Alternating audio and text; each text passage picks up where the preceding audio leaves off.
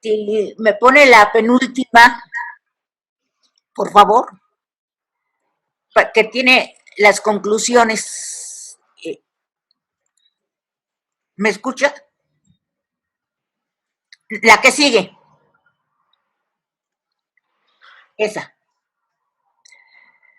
Miren, para, para concluir, yo creo que, o yo consideré que debíamos de debe de tomarse en consideración como país lo que establece la Organización Internacional del Trabajo. La Organización Internacional del Trabajo, primero, dice, una política financiera y fiscal que estimule la economía y el empleo. Eso es lo primero que la Organización Internacional del Trabajo eh, le propone a los estados.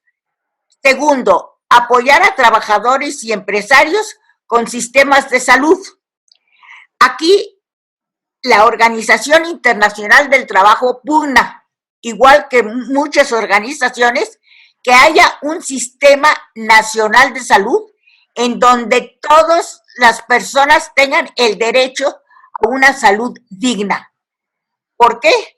Porque no es lo mismo el derecho de los trabajadores que están bajo una relación laboral que el derecho de los trabajadores que no están en una relación laboral. Entonces, la OIT pide un sistema nacional de salud.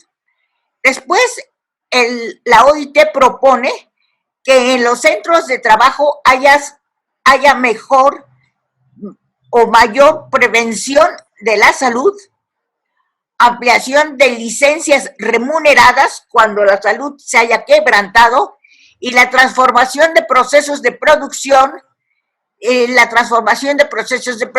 en sistemas de teletrabajo. Aquí, estos sistemas de teletrabajo, en Europa le llaman así sistemas de teletrabajo, nosotros le llamamos empleo en casa. Como les decía yo, hay una gran variedad de formas de empleo en casa. Y no es lo mismo como lo están haciendo ahora los que están pugnando por la sociedad de la información y quieren que todos los trabajadores se transformen de acuerdo con la sociedad de la información, que hablar de un autoempleo con niveles de calificación muy bajos. Entonces, aquí hay necesidad de establecer una serie de categorías para el análisis de lo que sea. Llamaríamos nosotros en México el autoempleo, que incluiría, desde luego, el teletrabajo. Ahora, los sectores estatal, empresarial y laboral deben de fortalecer su capacidad y resiliencia mediante un diálogo social y una negociación colectiva. Aquí yo agrego que el sector estatal, lejos de continuar, y además el sector estatal actualmente lo está impulsando en forma desmedida, lejos de continuar con una asistencia social, debe de crear fuentes de autoempleo para que la gente sea realmente libre. No puede ser una persona libre si tiene que estirar la mano para comer. Entonces, el sector estatal está obligado a promover el autoempleo individual y colectivo, de acuerdo con las características de cada uno de los trabajadores. Pero definitivamente esa es la forma de cómo podemos los mexicanos salir adelante a través del autoempleo. Y fortalecer mucho a las empresas del sector secundario, porque en donde una de las empresas del sector secundario quiebra toda la cadena de producción. Entonces, aquí es necesario que toda la cadena de producción continúe trabajando, aunque sea a la mitad, o continúe trabajando, aunque sea a una tercera parte, pero que toda la línea de producción continúe elaborando. Y después hay que procurar el trabajo seguro y decente. Bueno, siempre lo ha dicho la OIT, hay que procurar un trabajo seguro y decente, pero cada vez se torna más difícil desde el punto de vista de la situación que priva en México. Por lo tanto, yo creo que el trabajo seguro y decente va a ser a través de una protección del autoconsumo en actividades del sector primario. Vamos a hacer como lo hicieron en Europa a finales de la guerra, cambiar todos los jardines de plantas por jardines de artículos de comercio, para comer. Eso vamos a tener lo que hacer. Vamos a tener que, vamos a tener que empezar a transformar nuestros hábitos alimenticios. En lugar de comprar la comida hecha, vamos a tener nosotros que consumir comida, que aprender a hacer la comida. Vamos a tener que rehacer pan, vamos a yo, por ejemplo, el otro día cerré los ojos y me vi que la posibilidad más fácil de vivir era así, viviendo en una comuna como la que mi abuela hizo aquí en México. Era judía y hizo su comuna mexicana. Entonces, esa es la forma. Haces tú tu pan, haces tú tu café, haces tú tus productos comestibles, tienes tus animales y entonces no tienes que depender del exterior. Esa es la forma como nosotros debemos de trabajar. Ahora, y además, hacerle ver a la gente que eso no es indigno, sino es digno. ¿Por qué? Porque en este momento necesitan comer antes que dignificarse. Para mí es todo. Muchas gracias. Muchísimas gracias, doctora, por su participación, por sus palabras, sobre todo por su invitación tan gentil a que seamos autoproductivos y que tengamos la posibilidad de salir adelante. Doctor Ramiro Contreras, adelante, por favor. Sí, gracias. Buenas tardes ya. La emergencia sanitaria nos presenta un panorama muy concreto, pero ciertamente nos permite ver la gravedad del área laboral en los casos concretos. Yo quiero insistir que no olvidemos que el derecho es tal cuando se aplica. El caso de una persona con una enfermedad crónica y un familiar, y más cuando es el único y se contagia, pone de manifiesto la obligación o la crudeza de la obligación del Estado de tener mecanismos para que los ciudadanos que están en situación vulnerable tengan la garantía de protección constitucional. No es una cuestión teórica. Y quizá esto sea una de las cosas que la Comisión Estatal pueda visibilizar. En general, lo todavía prestacional con lo que el Estado considera los derechos sociales, el que el Estado o nosotros permitamos que el Estado siga viendo así a estos derechos, lo tenemos que visibilizar. Los derechos sociales, entre ellos el derecho al trabajo, no son ya prestacionales, son derechos humanos, son derechos fundamentales. Somos muy sensibles a violaciones a los derechos de libertad, pero no menos podemos serlo al derecho al trabajo. Es decisivo para la dignidad de la persona humana. Por tanto, ¿qué mecanismos tiene el Estado para garantizar el derecho a trabajo para quien por el COVID se queda sin trabajo? La obligatoriedad a la que está obligado el Estado por tener firmados los tratados como la Convención de Viena o del derecho de los tratados o la Convención Americana sobre Derechos Humanos, etcétera.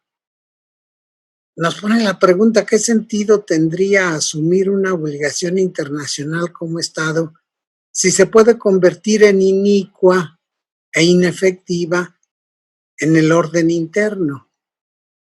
Yo no me puedo imaginar, como les decía, que un derecho humano, un derecho fundamental pueda concebirse de naturaleza prestacional. Y entonces la pregunta es, ¿cuál es la posibilidad que tiene hoy el Estado para generar mecanismos que permitan garantizar este derecho? Yo me pregunto si de veras podemos dejar pasar el no visibilizar, por ejemplo, lo que actualmente, justo en esta emergencia sanitaria, está pasando en las juntas de conciliación y arbitraje. Realmente es el infierno. Muchas gracias.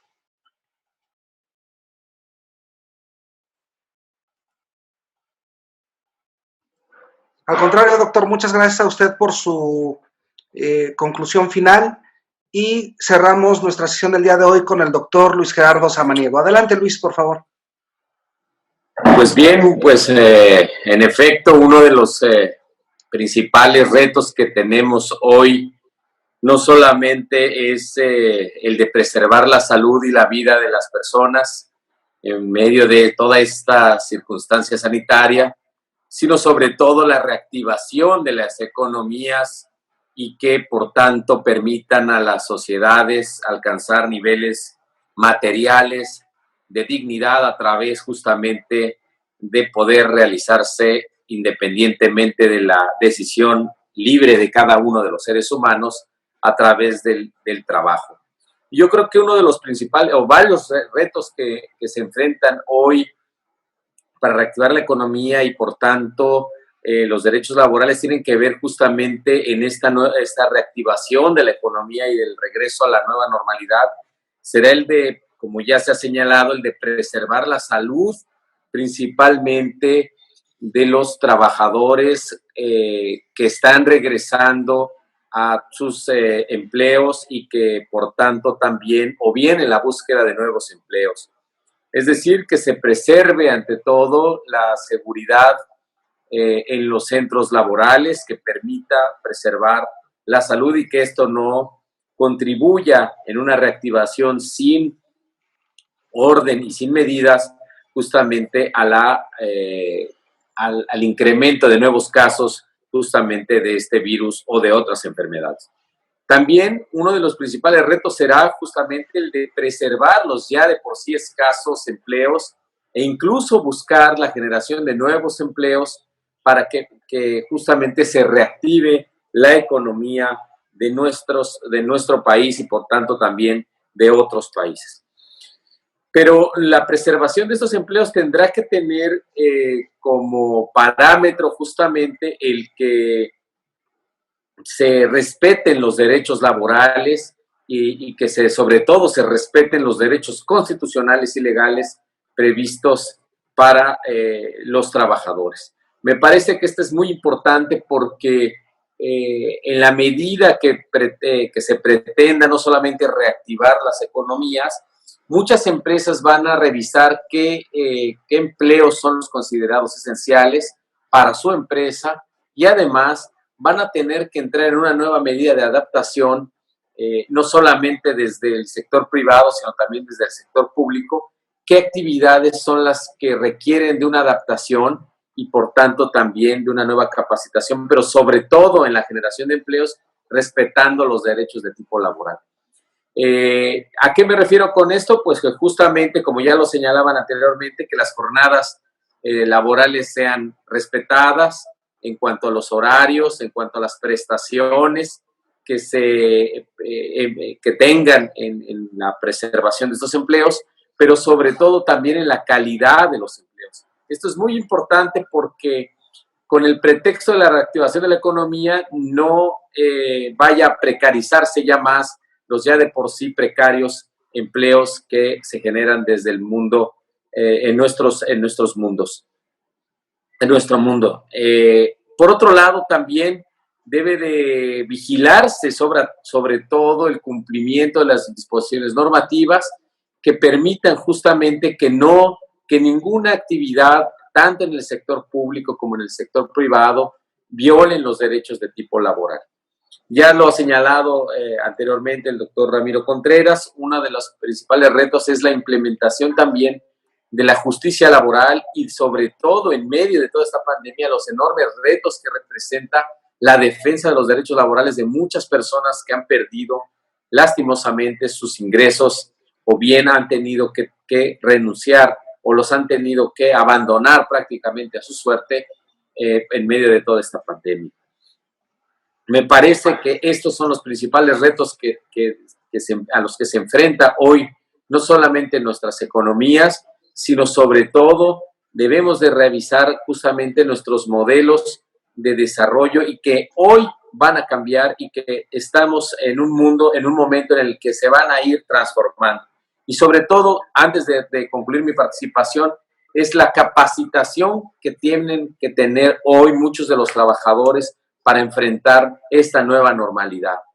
Capacitación en cuanto a medidas no solamente sanitarias, sino también en la adaptación a estas nuevas tecnologías que permitan desarrollar los empleos y, por supuesto, la productividad de las empresas.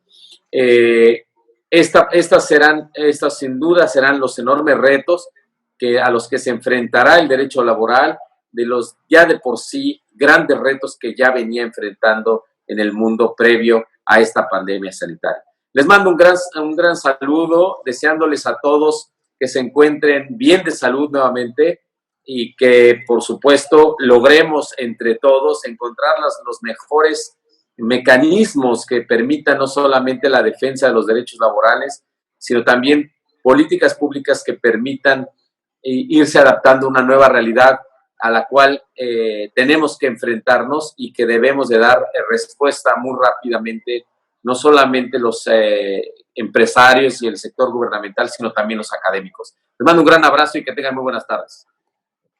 Muchas gracias, doctor Samaniego. Queríamos agradecerle también a usted su participación, sus palabras conclusivas, y dejar sobre la mesa de manera abierta, si me lo permiten, un cuestionamiento que formula nuestros participantes, en el caso concreto de la maestra Giovanna Delgado. Quien guste la puede responder, es abierta la pregunta, y ella plantea que en este contexto de la colisión entre el derecho a la salud y el derecho al trabajo, obviamente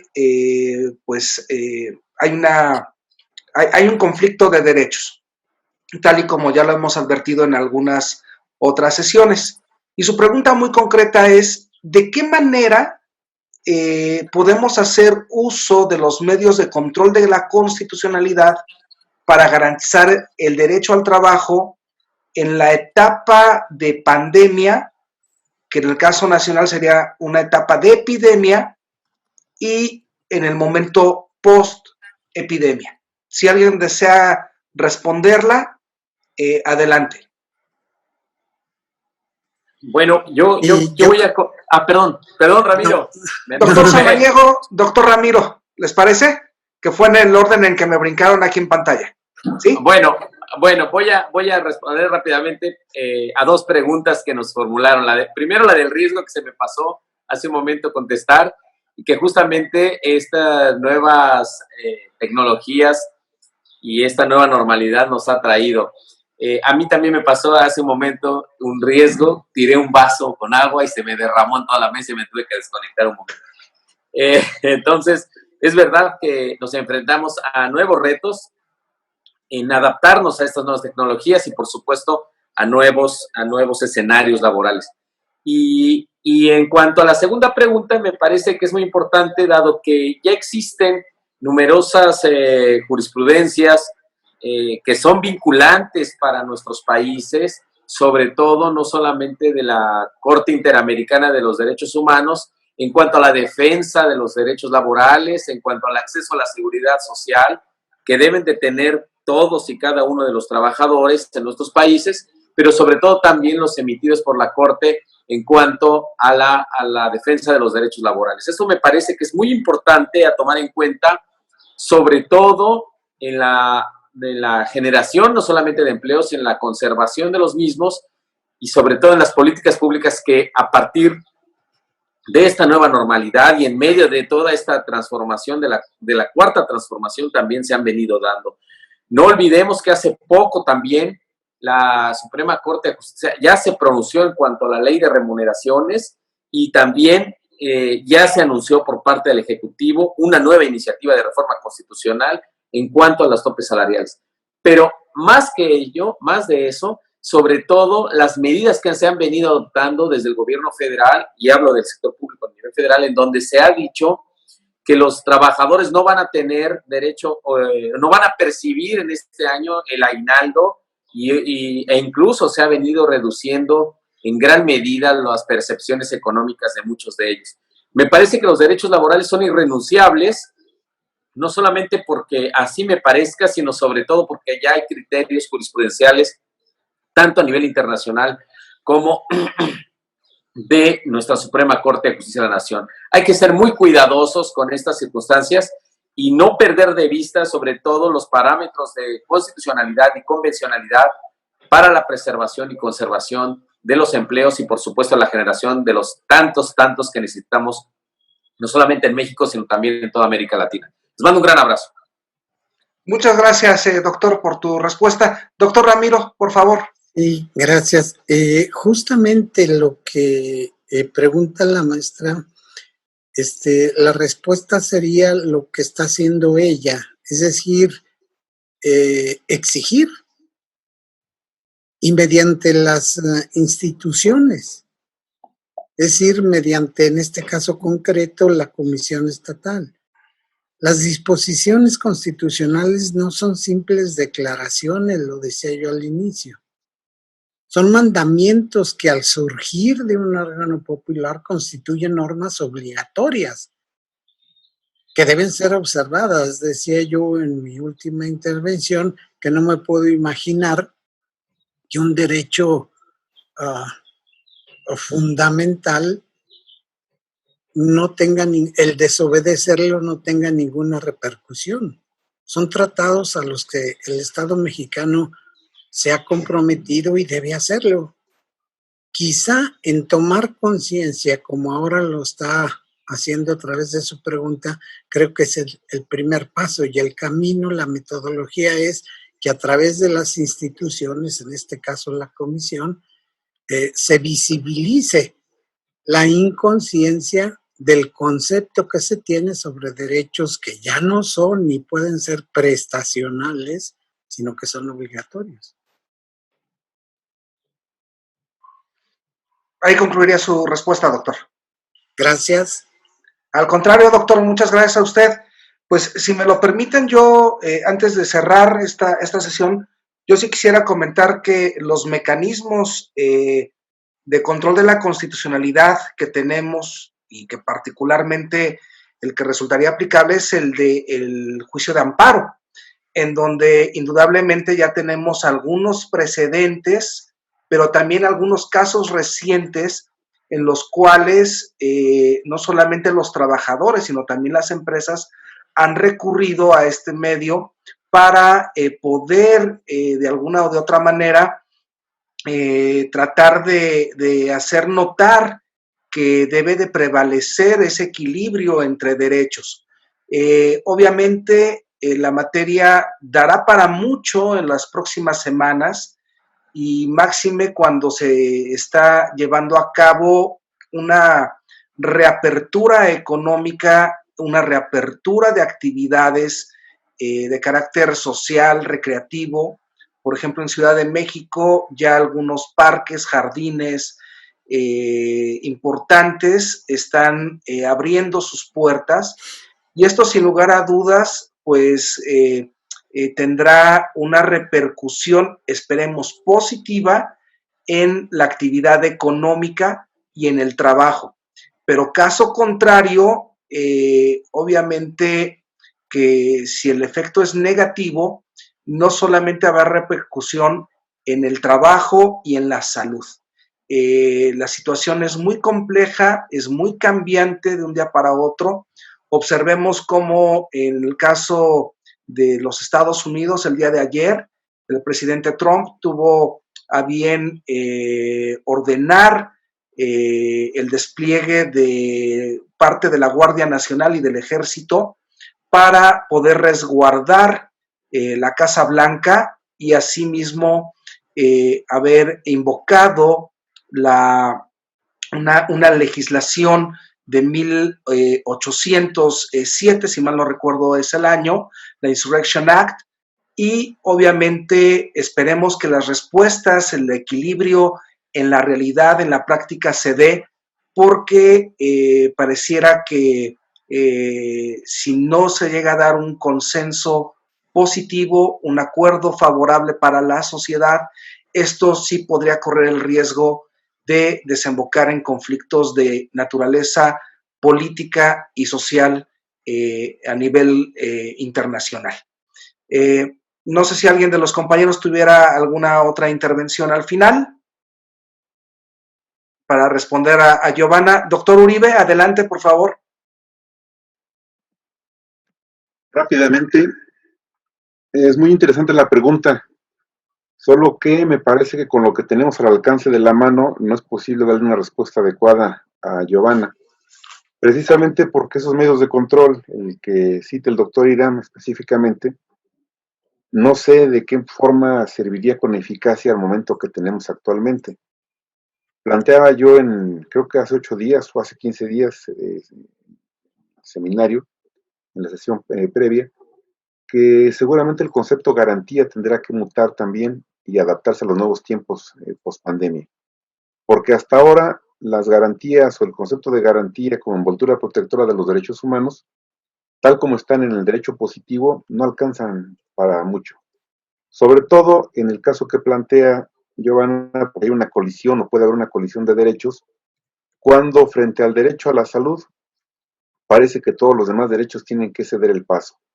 Entonces, si fuera procedente un amparo para una circunstancia determinada, parece que el juicio de amparo por sí mismo no alcanzaría a dar esa cobertura amplia y desde luego tampoco prodigaría un abrigo adecuado a los derechos en colisión. Por tanto, me parece que el debate sobre esto tiene que ver más con la configuración o la reconfiguración también del concepto de garantía. Y desde luego, creo que fue hace 8 días o hace 15 días, también alguien más preguntaba sobre el tema de la convencionalidad.